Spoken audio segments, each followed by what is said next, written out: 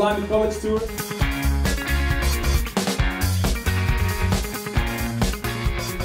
Bernice Notenboom. I just asked Bernice, how many times have you seen this documentary? I can't remember. Do you see any new things if you see it again? Well, I still like watching it, just because it's so full of information, and you simply forget. And so yeah, it's good to see it over and over again. And, well, yeah, so far I haven't been bored by it. Nice. There's two main things that we at least will talk about. The impact of this documentary and the next steps ahead, which was already in the documentary as well. Can you tell a little bit about the impact after the documentary released and you showed them in various places? Yeah, we got funded by a couple of really important organizations. So usually as a filmmaker you do the same steps. You go to film funds and you find money from television productions and you get deals, and that's how you get budgets to make films. But we didn't want that. We want to be completely independent. And so I have a company in Canada. So the two of us, we made the film together. And that is Sarah Robertson. She's a brilliant filmmaker. All the footage you've seen from the Arctic animals is our own material. She's a very, very important Arctic filmer. She works for the BBC, so we have a very luxury position that we own all that stuff. So when we got this idea to make Sea Blind, we wanted to do it just the way we wanted to do it. We didn't want to listen to broadcasting commissioners and people that really can steer up a project and have a big stamp on how the film is going to be.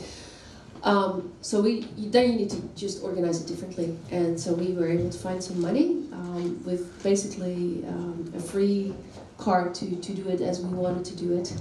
And that is what you see. So nobody has influenced us, nobody told us what we can say, cannot say. And so that's really important in filmmaking, that you maintain your independent voice. So my goal was not to ever have it in movie theaters, this film.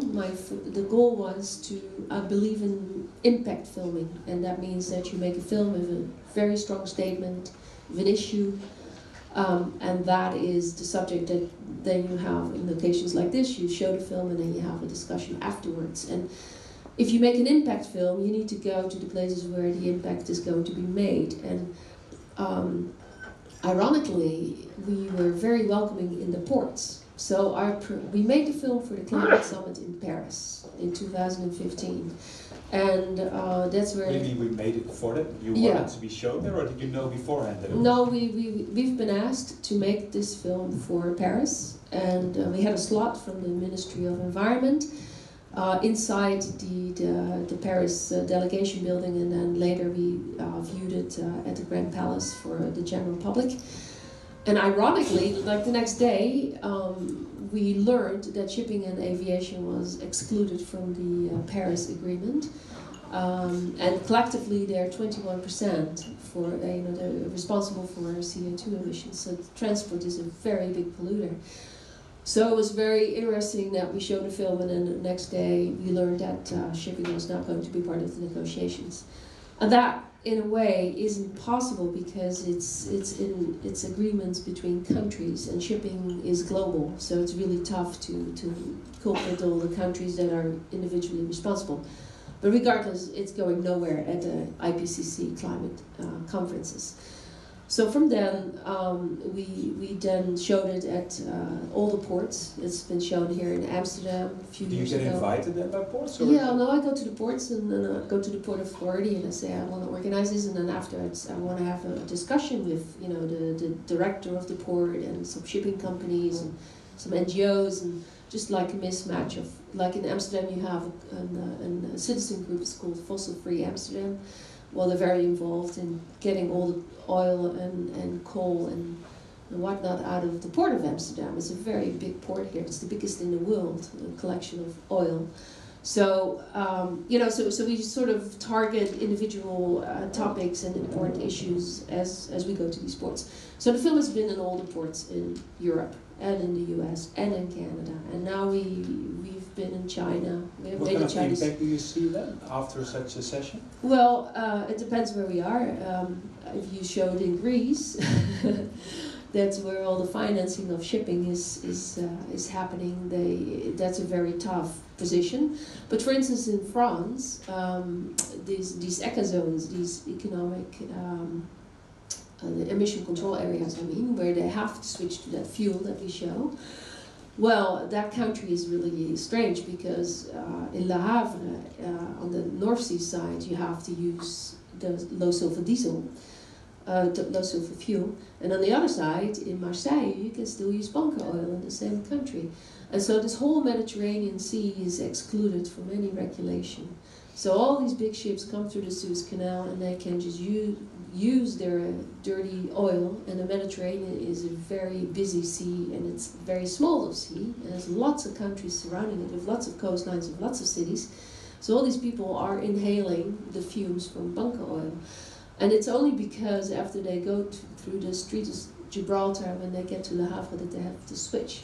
So luckily that has all changed. That is now going to be 2020. This film is still 2025. We showed the film at the meeting, at the IMO meeting, the International Maritime Organization meeting in London, where they were actually making this decision, and the night before. And so you will go through, you know, the whole of the Lille, we're going through unbelievable, the dragon's mouth into this area, shipping industry, the most, you know, non-transparent, dishonest, now you've seen it all, most polluting industry in the world, and we're going to show this film to all these people that were going to make this decision. How was that? Well, something miraculously happened.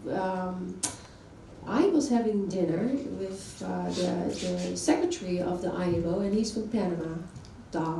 Panama is the highest registry of flags. It's a flag state, as you now know.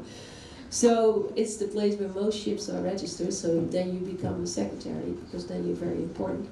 And so we were talking about, like, yeah, you know, this is an issue, we all should just get involved. And he says, well, tell me about this film that you just made. It's like, well, we're showing this tomorrow, and across from your office in London in a hotel, we rented out this big area, and everybody had to sign up, and you know, Monday 10 people, Tuesday 20, and it was going nowhere. We needed hundreds of people.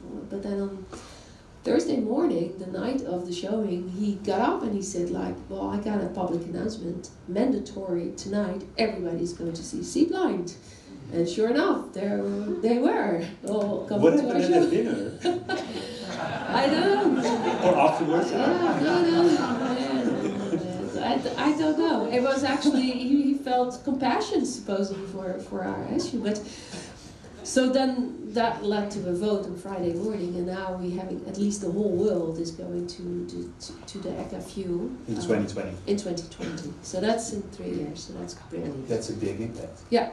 So that is what you know, films with impact can do. And well, before that, it has shown in the European Union, European Parliament. We had our big showing at the, well, we had our premiere at in Rotterdam, and we invited a whole bunch of politicians, and that led to motions into our Parliament. And you know, this guy that says 10% of the ships are only going to get inspected. There was immediately questions from members of Parliament. Why is that? Why 90% can just go unnoticed? And so we want to know all these things and clarify them. And so the Mediterranean not being an ECA is a real big important thing. And then of course that more inspections need to happen, because you know, just every day there's still ships that are trying to pass through and not obey the rules. Let's get to you guys. Anyone who has a question? I get. If they're close, I'll take it, Lucien. Otherwise, I'll ask you. Yeah, your name and question, please. Oh, hi. Hi. Does it work? Oh, there we go. Yeah, my name is Max, and from what I understood from your documentary, changing consumer behavior will not have like a significant impact on shipping pollution. But is there something that we can do individually that will have like a noticeable impact? It is changing. Since this film was made in 2015, so we're 2 years later, We have just made a couple of new versions for other countries, like a German version. I'll come to that in a second because that's a very important issue that you all, well, I might just tell it now. So when we were making our German version, we were in Hamburg. And Hamburg is 100 kilometers away from the ocean. And we learned that our behavior with online shopping, that we want our goods and services tomorrow, on the doormat, we want it tomorrow. Have you ever seen this box if you order things at Amazon or bol.nl? Free shipping? What does free shipping mean? That means that our entire logistical chain is going to change. And what we have noticed in Germany, for instance, is that when these ships come, and Germany can host a ship of 22,000 containers. In the old days, before there was free shipping, these containers would go on trains and they would go to Germany and then get distributed to other countries. Now that's no longer the case because we want our goods and services, our iPhones, our iPads, our computers tomorrow, because it doesn't cost us a thing because we selected free shipping. That's part of the price we pay by shopping with Amazon, for instance. They now all go on trucks. So these giant containers go on trucks, individual trucks, because trucks are flexible and they can go to, you know, the places where people have ordered these products. So it's a complete shift in infrastructure and in trucking, and that is a bad situation because trucks are highly polluting. If you look at it, at the footprint of a truck versus a train, and all these containers now are going through Hamburg, and Hamburg is a very congested city. It can't handle it, and so that is a horrible development. So if you ask me, what can we do then? Don't select free shipping. That would be start. Just be okay with your product arriving a week later. That's number one. That's a really important thing. Right. Now, of course, on the other side is the whole economy that is going to produce more locally and eat more locally. You know, we need to stop thinking that we need to drink Sauvignon Blanc from New Zealand. I like that too, but I mean, we should probably really think about ordering wines like that from France. Change our behavior. I'm going to move to the next question. Yeah. Other questions? Yeah. Hello, my name is Danka, and I would like to know in which way you consider yourself as a role model.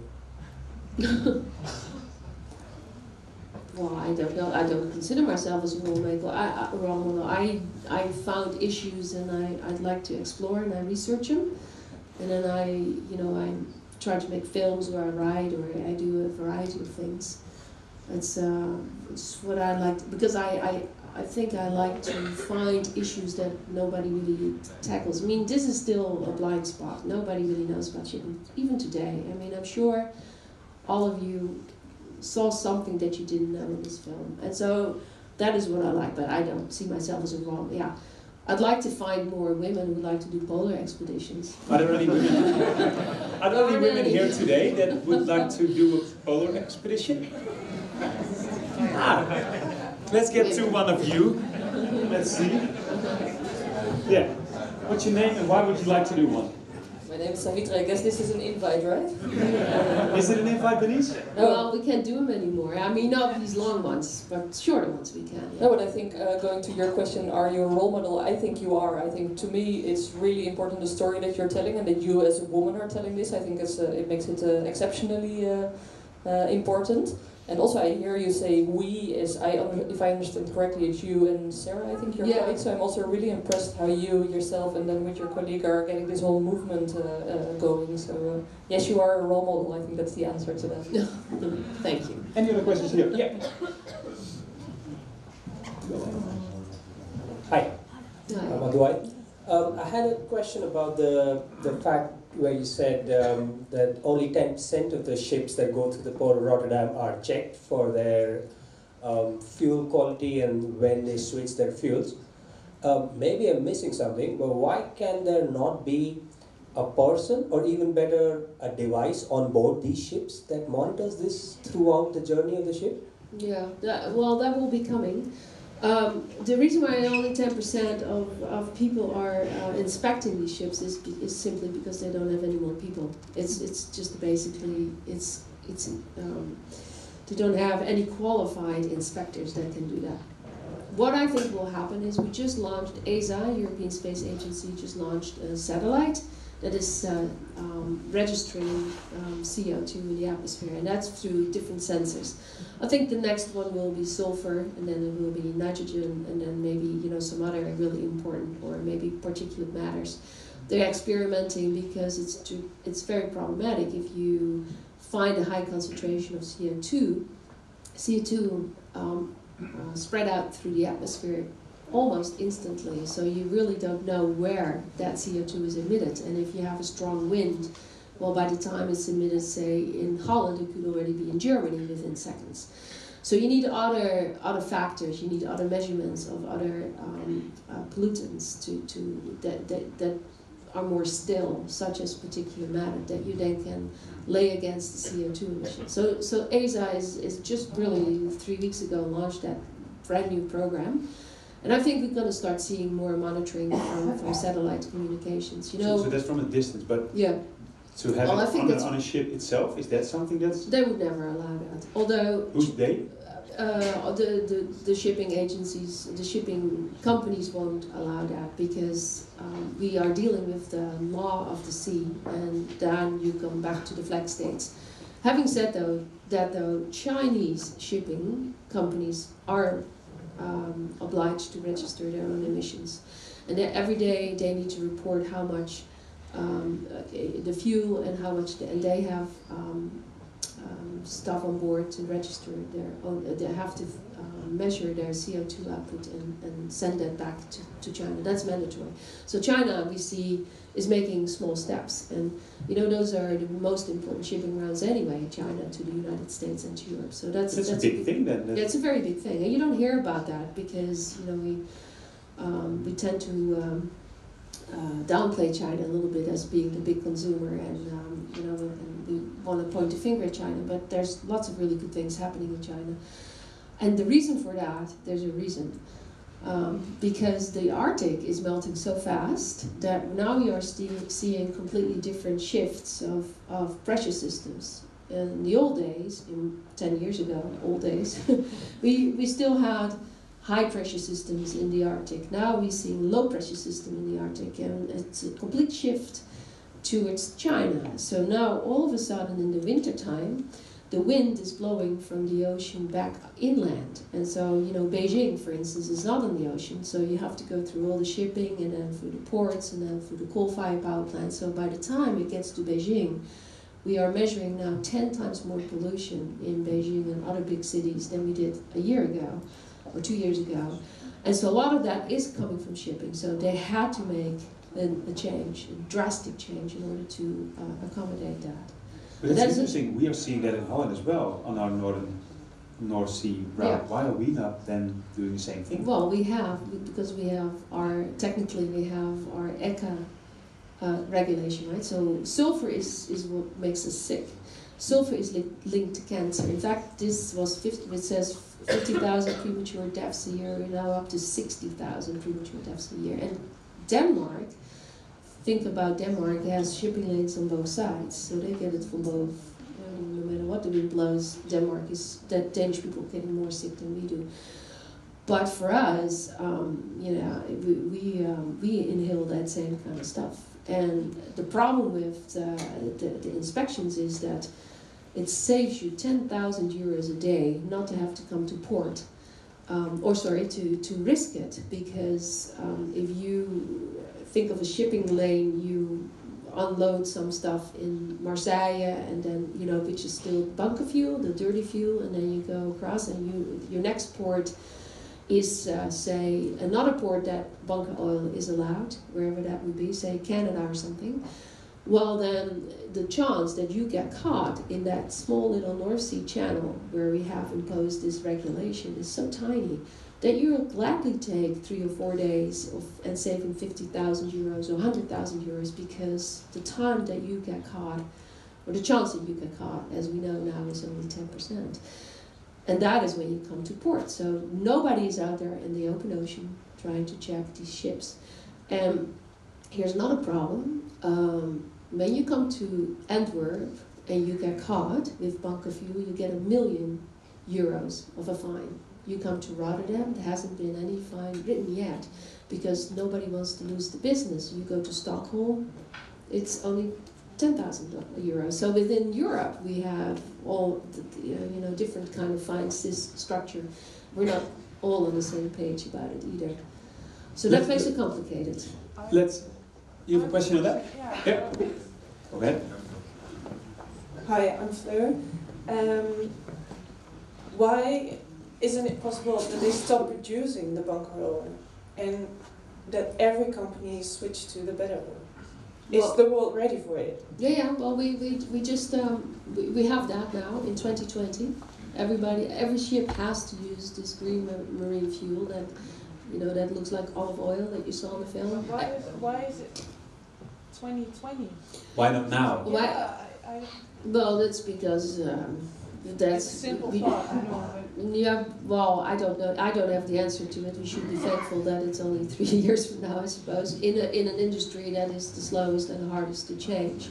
But to get it straight to 2020, the clean fuel is only for the ECA zones. So yeah, but the whole world is going to be an ECA zone. Okay. Globally, everywhere. So in 2020, there's no more bunker oil being used. That's right. In ships. That's right.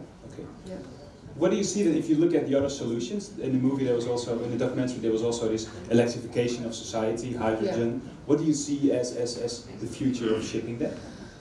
I think there's going to be a hybrid option. Ideally, there's some really strong research done right now that ships are producing their own energy, so from seawater, in a combination with a hybrid model perhaps, because as you see it's 2,400 barrels of oil a day. I mean, these ships are humongous, right? They need so much fuel. We simply don't have enough biofuel in the world right now or LNG for that matter, to switch over completely.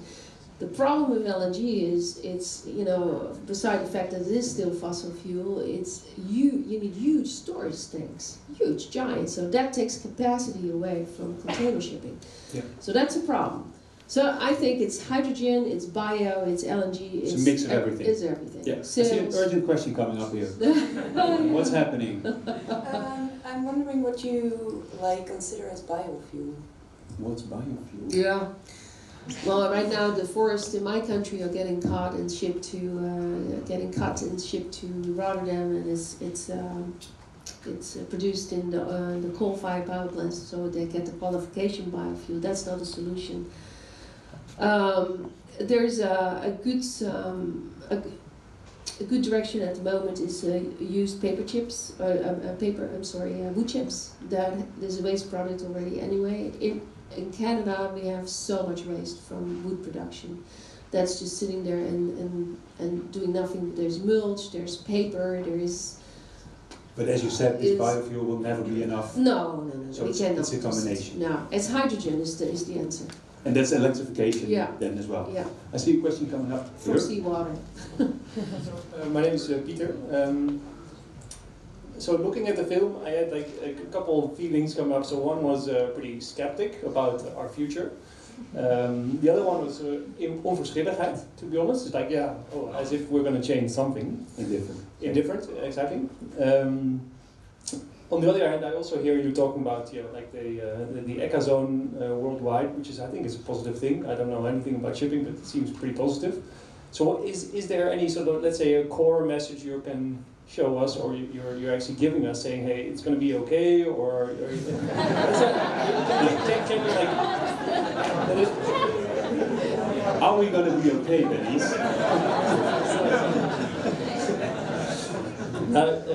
Maybe that's a bit too simply said. What's the question? So the other question I have tons of questions, but the other question is, so given the fact that we are part of, let's say, capitalism and the regime we are functioning in, right? So we all want cheap goods from China, bought from CNA or whatever. How can we, what is the kinds of transition and the nature of the transition that we need to be in, heading forward to a more sustainable way of being and consumption?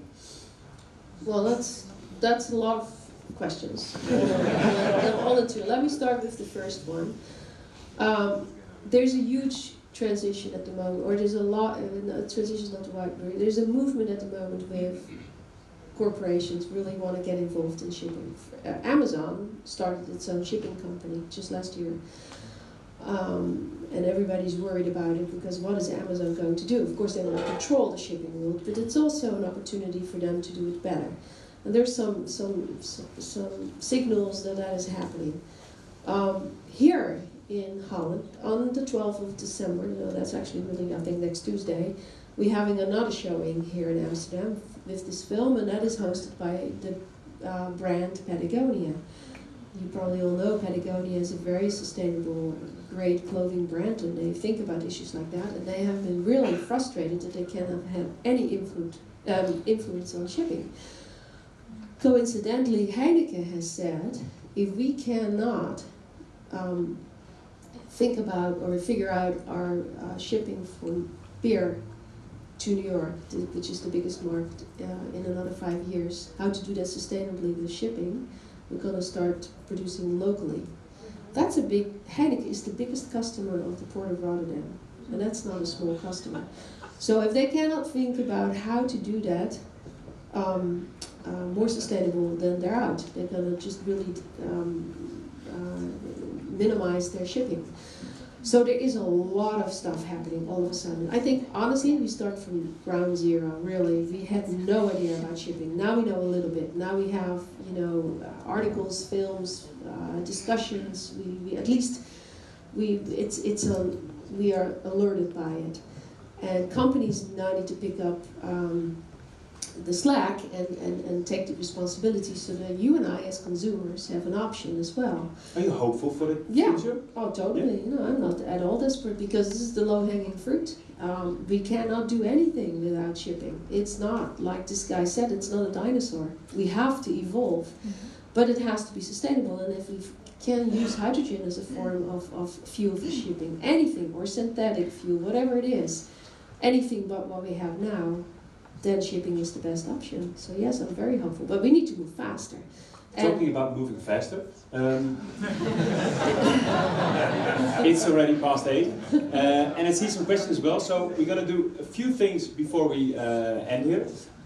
Enver Loke will be on stage as well for a few minutes here to talk a bit more about sustainable shipping in the chocolate industry. And I will do a quick round of questions, and if it takes you to do that, we do a quick and dirty round, so just a quick question, quick answer. But just one thing about the hopeful future, you're also getting CEOs together on an expedition to 2 degrees. Right. Can you tell a little bit with the link to your optimistic view on the future, what you do? Yeah, so I took 66 CEOs with me this year to Svalbard, Spitsbergen, to see with their own eyes what is the problem, how fast the Arctic is melting. And I did that with scientists. We took ESA scientists with us, but we went to places where you could really see the destruction and the retreat of glaciers and whatnot. Particularly Svalbard is very hidden, and that's the closest place you can go to. You don't have to go to the North Pole, although they think they are at the North Pole, but they're not. But I mean, it's the closest place you can go to really have an idea of what is at stake. And what is the impact on the people you take with you? Well, what happened was that there are big corporations, Schiphol, Havenbedrijf, GasUnie, Shell. We took all of them. I mean, big wigs, ING Bank. What happens is that they all start to collaborate, because I think what we're facing right now in societies, we don't know where to go from here. We have organized ourselves in an organizational structure that doesn't work anymore. That's not the future. The future isn't doing what we're doing now, and we need to completely overhaul ourselves. We need to reinvent ourselves, really, as corporations, as people. Climate change is suffering. And if we really want to stick to the goal of 2040, 50% less CO2 emissions, that means suffer for all of us. It's coming right through our own front door and the doorstep. So if these guys don't get that, and how to do that, and how to change that, then certainly they cannot expect us to do that. So there was an attempt at the highest level, the sea level, to make them understand how serious this is and how dire it is. And I'm doing it again this year. Next year I'm going to take the whole banking, the financial world with me. And that is another field that really needs serious attention. So, If that you're in works. banking, I forgot your name, sorry, but if you're in banking, you can join next year for sure. So that's good. Nice. Let's get someone else on stage as well. 6 years ago, he had never made chocolate himself. He worked as a sustainability consultant, and he had no marketing and sales experience.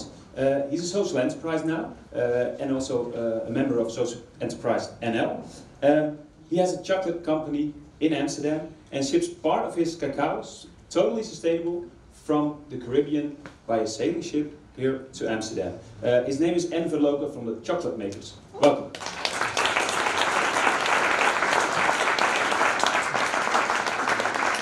You sponsored me, by the way, with my chocolate in the North Pole this year. Yeah. That's right. You like it? Yeah, it was good. Be honest, Bernice, you told me something different. It was not about the taste though, but what did you say? No, I love your chocolate, but the problem is... You can be honest. Yeah, well, on an expedition where you're looking at burning 5,000 calories, you need just simple fat. And unfortunately, we found that we needed more cheap chocolate in this, like Mars bars, so you get all the calories. There you go. There you go. I'm gonna take this one back home. I saw Tony Chocoloni here at the bar, just to get the difference straight between the chocolate makers and Tony. What's the difference? Well, actually, we are the only brand who is making our chocolate ourselves, and we control, let's say, the whole chain of different steps from purchase towards shipping, towards the roasting and conching. So. Actually, we're the only brand in the Netherlands who's making his own chocolate. Nobody else does. Nobody else does. No. And part of your chocolate is totally sustainably shipped, isn't it? Not all, everything, right? Exactly. Yeah. So we source from Congo, from Peru, and Dominican Republic. And actually, Dominican Republic in the Caribbean is very easy to sail to. Yeah. So and with the trade winds and everything. Exactly. Like they used to do for hundreds of years, and about 5 years ago, we encountered the 3 guys from the Tres Hombres, and actually we asked them, well, can you also sail to the Dominican Republic to get some cocoa for us? And they said yes, because our idea was to make a chocolate bar without using 1 drop of oil. And to do so, we needed to ship the cocoa somehow, differently. And those 3 guys were as crazy. They wanted to put up a sailing shipping line from the Caribbean towards the Netherlands. So 1 time a year they go back and forth. It takes them about 6 months, and they take cargo. So they take cocoa, they take rum, they take coffee. Not only the cocoa. But most of the shipment is cocoa, yeah. Let's do a quick round of questions for either Enver or Bernice. I get a mic, so it's going to be a quick round. So, any questions that you want to have answered before we get to drinks? All right.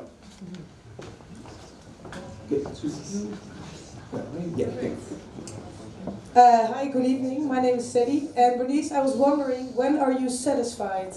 And to be honest, I'm feeling attached to your documentary. But I also know there's a lot of greenwashing, so a lot of ships that are trying to maybe use different fuel just because of their marketing or the way they want to show themselves off. So when are you feeling satisfied? If every ship is using another way of fuel, or what is your goal? Well, the goal is in regulation, that's the only way, and inspections and proper policing of because that's where the problem lies. I mean, we can control these oceans close to the coastline, but once they go over the Pacific Ocean or wherever, it's beyond control. And once we have a good system, inspection system, policing system, and we can really find the ships wherever they are, it doesn't matter. So that could be the satellite thing you were. Yeah, I think so. Yep. That's when that's good, then I'm happy. Hi, I'm Michiel, and I imagine that even if we get the regulations, then still many companies will just pay the bills or pay 1 million for a fine. But I also feel like there's ecocide law with Polly Higgins. I don't know if you know her. Yeah, Polly Higgins.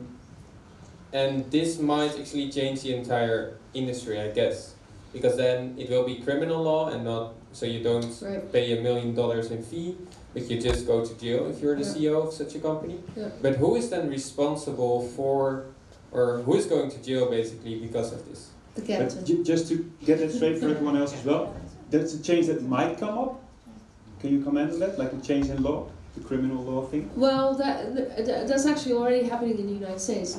No ship in their right mind will dare to take the chance of coming into the ECA zone into the United States, because the U.S. Coast Guard is extremely on it, and they're like waiting for these ships to come in. And mind you, though, they come from China and Korea and whatnot, and the ECA, the American Economic Zone, is the first thing they come, and there's the Coast Guard, and they come on board and they will inspect your bunker fuel, just like this guy was doing, but they do it on sea. And if you happen to be in that zone with bunker fuel, they arrest the captain and they take you right to jail. And everybody knows that, and nobody is taking a chance. Nobody. So it works, and that's true for the coast of Canada, America, South America. It's just that we have a North Sea here, and we have east-west, north-south direction of shipping, and so it's a lot harder to police that. Yeah. You're going on a polar expedition, so you have to question. Invitation again. No, this is about regulation and also kind of punishment. Is there also a certain way of incentive, like subsidy or any other alternative that could help also the industry to change, like a more positive incentive in that sense? You mean subsidies for shipping, for big industry, yes, to subsidize more clean energy, for example. Yeah, well, just because it's so complicated with shipping, right? I mean, a shipping owner could be from Greece. The guy that puts the cargo on can be from Sweden. I mean, there's so many different countries involved. Where do you start? The ship that is registered is not necessarily the responsible party for the cargo, and the cargo changes like 5 or 6 times while it's on course.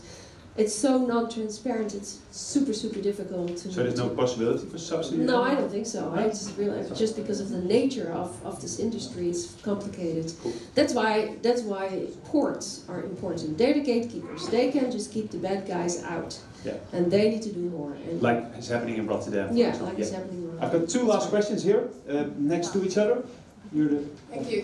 This question is for Enver. Enver, did I understand correctly that once in 6 months all your cocoa is coming by sailing ship, and you make your chocolate from that one shipment per 6 months? Is that correct? No, it's 1/3. So we have 3 countries of origin. Yeah. And so 1/3 of our production is coming with the ship.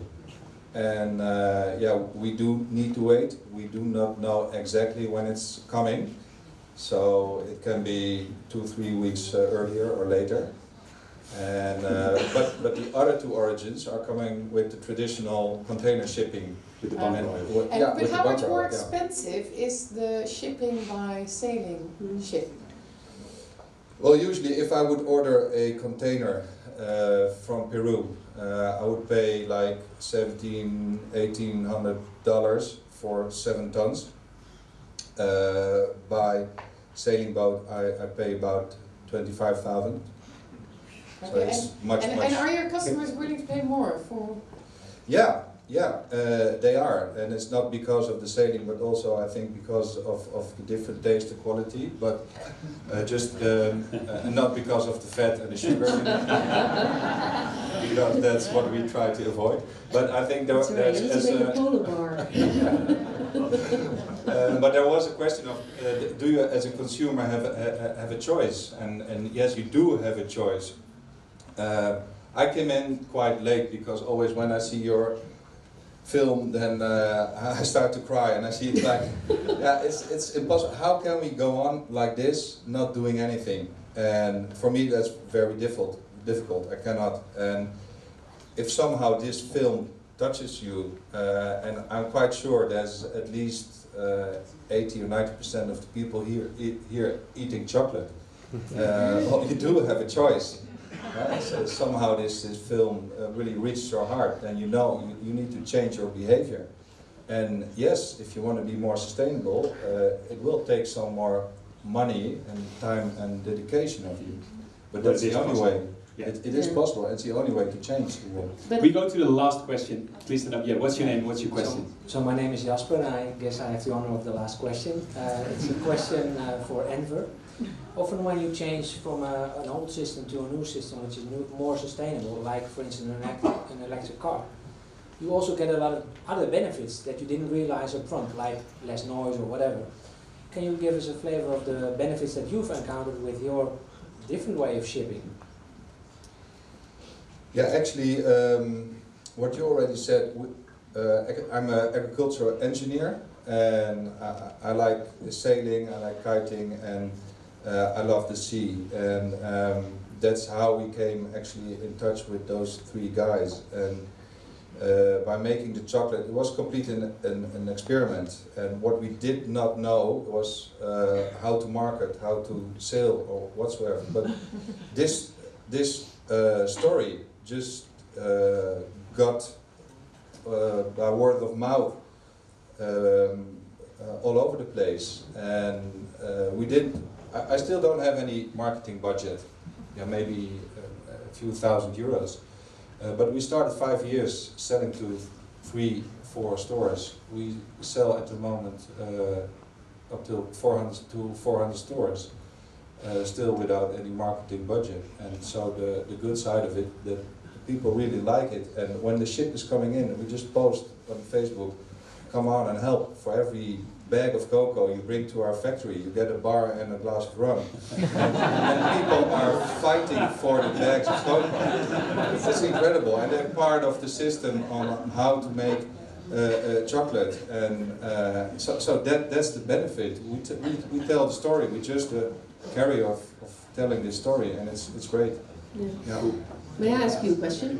Have you noticed that the bar the cacao that comes by a ship versus the one with a polluting ship? Have the bar is the same price? It doesn't matter, right? Yeah. Yeah. So here's the thing that we don't know. I mean, with our shoes in the film, the shipping is 25 cents. Would you pay 50 cents for shipping? Of course you would. The difference between shipping something sustainably and better yet just with wind and cheap fuel is the difference is you can neglect it. I mean, you will still buy it, and that is what we really should communicate more, and that is what you should use in your marketing. I think. To start using. That's a good idea. Nice. So instead of having this free shipping on bol.com, we'll have like add your sale shipping transport 50 cents. Yeah. Exactly. Cool. And wait 3 weeks. And wait 3 weeks. Nice. Thanks a lot for you two for being here. Thanks a lot for asking these questions, answering these questions. This was Climate College Tour for this event. We've got more coming up, so please follow us on Facebook, give us a thumbs up, and you'll get a notice when we have a new event coming up. If you feel like donating to the good cause where Bernice is working for, we have a mobile, like a card apparaat, you know, like a PIN terminal. So you can give a donation, and perhaps you can also buy a chocolate bar from you, Enver. Is there sales here tonight? Sorry, no. Oh, there's only one bar. There is one bar here, so the first one to be here at the table. Thanks a lot for being here. There are drinks at the bar here or later on at the other bar. And thank you very much and enjoy your night.